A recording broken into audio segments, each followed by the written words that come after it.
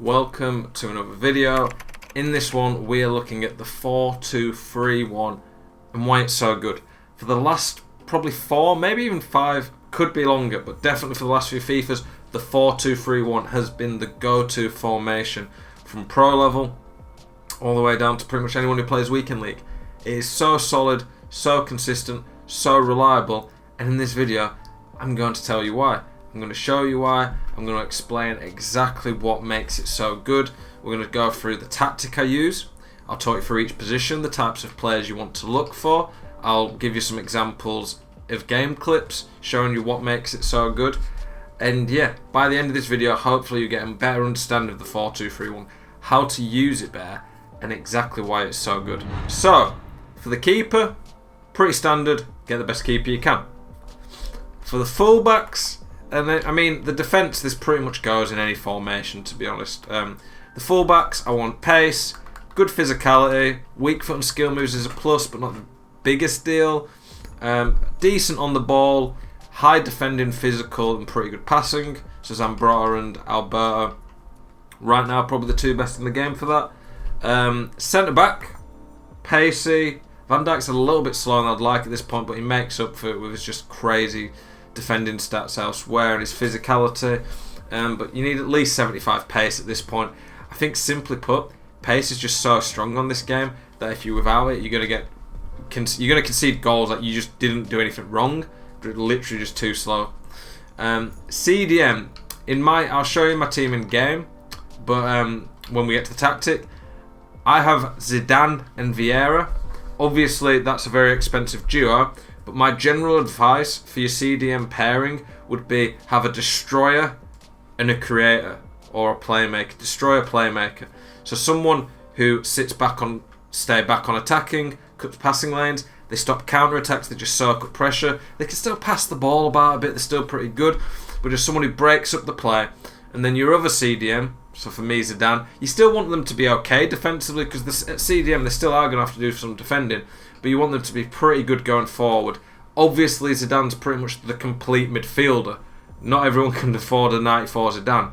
A much cheaper version would be De Bruyne, but there's plenty of midfielders that you could use like that.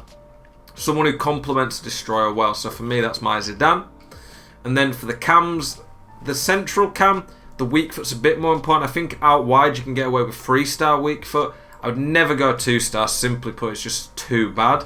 I mean, an exception might be a Adama Traore just for his blistering pace and strength, but in general I want at least 3-star weak foot out wide.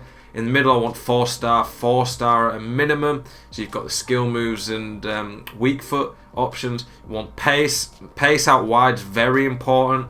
Physicality is a plus, but the pace is more important. High dribbling, so they're not going to be clunky. The passing stat matters more in the central camp, and high shooting.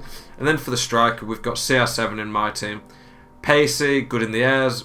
I don't think you need to be good in the air on this game, but it's definitely a plus. CR7's obviously the complete striker. Fast, good finishing, very good dribbling, decent passing. Those are what you really look for in the players. Okay, this is my tactic. You can see in game, that's the team there. The tactic I use is balanced, 4 width, 4 depth.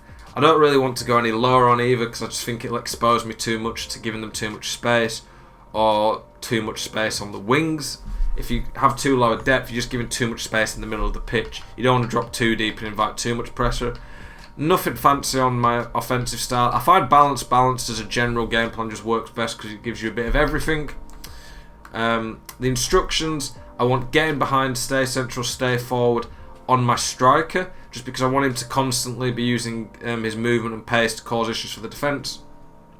I leave my cam on default everything. I put comeback on defence, get into the box on my outside cams. You can see I've got balanced on my CDM there, and then cut passing lane, stay back while attacking on that CDM. And then for the right back, left back and centre backs, all on stay back while attacking and pretty much default.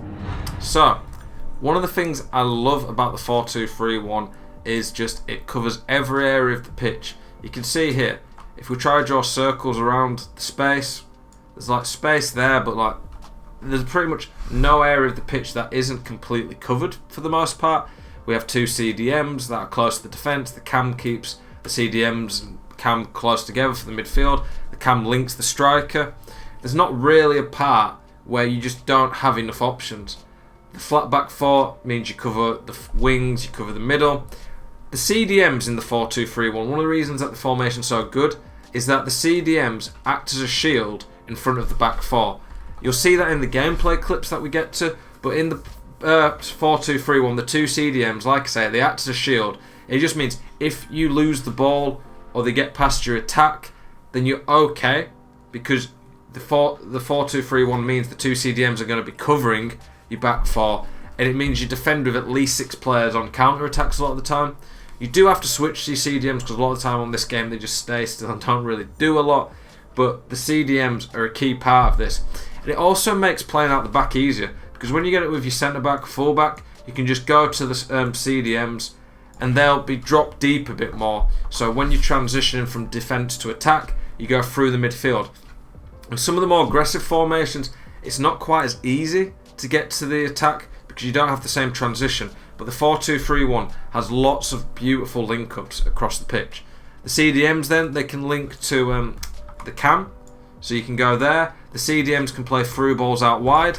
The CDMs basically are where the attack starts, and you're going to be using them, especially the playmaker, so for me Zidane, to be able to play through balls to players in space. That's why I want so much pace on my attackers, because when I have all this pace, it allows me to quickly counter and play through balls with some of these really good CDMs and make a lot of space.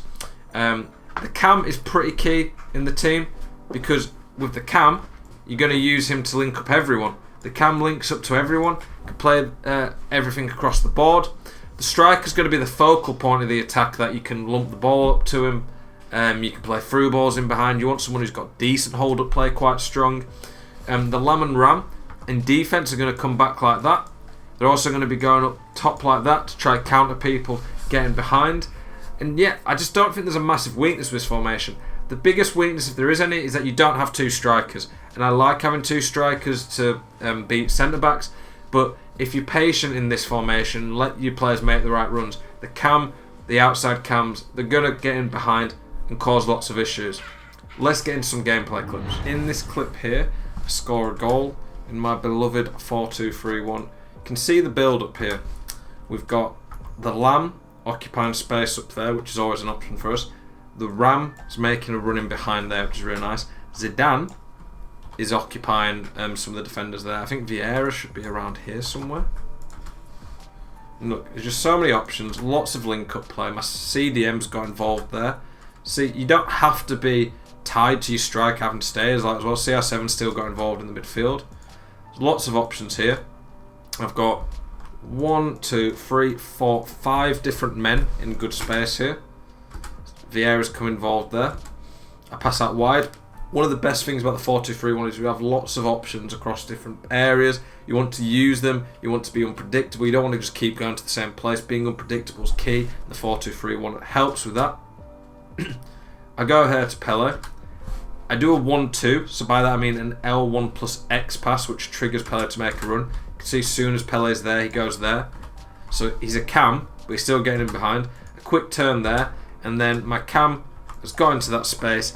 It's a nice, easy finish. There we go. I've used probably 5 or 6 different players in that attack, passed to a lot of different players, and by doing that, it's led to a goal through patience and the attacking patterns and triangles that the 4-2-3-1 gives. Okay, this is another clip of a goal I got in the 4-2-3-1. Notice how it starts with Zidane. I go out wide. Going out wide is really important on the game, because a lot of people just focus their attacks down the middle, and when you do that, you become predictable and easy to defend against. The 4-2-3-1 with the Lam and the Ram gives you lots of natural width, which makes it really good. You can see there, Pele dribbling and turning. Zidane's made a run in behind there, and that run that Zidane makes in behind occupies that centre-back just enough that he drops back. I don't know why Zidane doesn't come back straight away, but it occupies enough that it works quite well for us. Then I get it to the striker.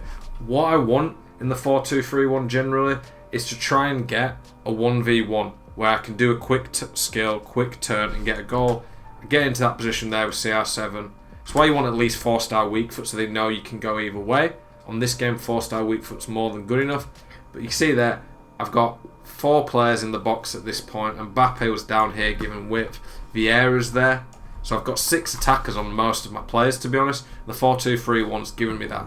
Okay, here we start in the midfield. We're being patient, we're using the CDMs. A big part of this formation that can almost annoy people and make more chances is passing around with the CDMs.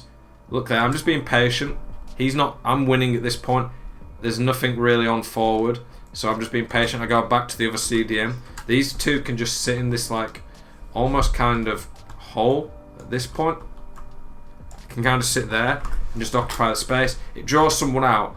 It pulls these 2 players out, and when those 2 get out, I have these 2 against the 2 centre backs. And from there, I do a quick turn, and then it's an easy finish. All that's come from just being patient. My Ram and Lam have occupied his 2 fullbacks, and then I get a 2v1 because my Cam joins in. It's a nice easy goal, and that wraps up the game for me. In this clip here, I'm going to show you how the 4-2-3-1 sets up defensively. So if anything, the 4-2-3-1 is probably better defensively than going forward, and you saw there some great clips of how good the formation is at attacking when you use it right. You can see here, look at all the options I've got here. I've got my 2 CDMs here occupying the midfield, making it harder to get through. He's not got any space to really turn there, and even if they get past the CDMs, I've still got the back 4, and it gives the CDMs time to get back into space. You can switch to the CDMs there, cover it. It's not really got any options here. I've got my Ram, Cam and Lam getting back up here on defence, so they occupy like this area of the pitch here to stop people countering or having too much space.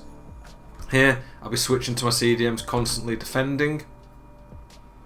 You can see there, even though he got through my team at first, he didn't really get through properly, and then it allowed me to set up shop again, get my team into shape, and it's very hard to break this down. You can see there, all my men behind the ball, and yes, he got past my midfield, but it forced him into a position where I wanted him, and from there he couldn't really do anything. So there you can see how good the 4-2-3-1 is defensively, and then from there I can keep the ball, counter attacks up to me. Hopefully this video has been able to help you see how powerful the 4-2-3-1 is, the pros of it, the cons I say of it, but there isn't really many cons at all. It's just a fantastic all-round formation, and it showed you why you should be using the 4-2-3-1. I could have gone probably even done more about it, which maybe we'll do in another video, how to keep the ball and counter-attacking the 4-2-3-1. But yeah, the 4-2-3-1 is fantastic. It's amazing. It's been the most well-rounded, solid meta formation for the last few years on FIFA. Hope you enjoyed this video. Thank you very much for watching.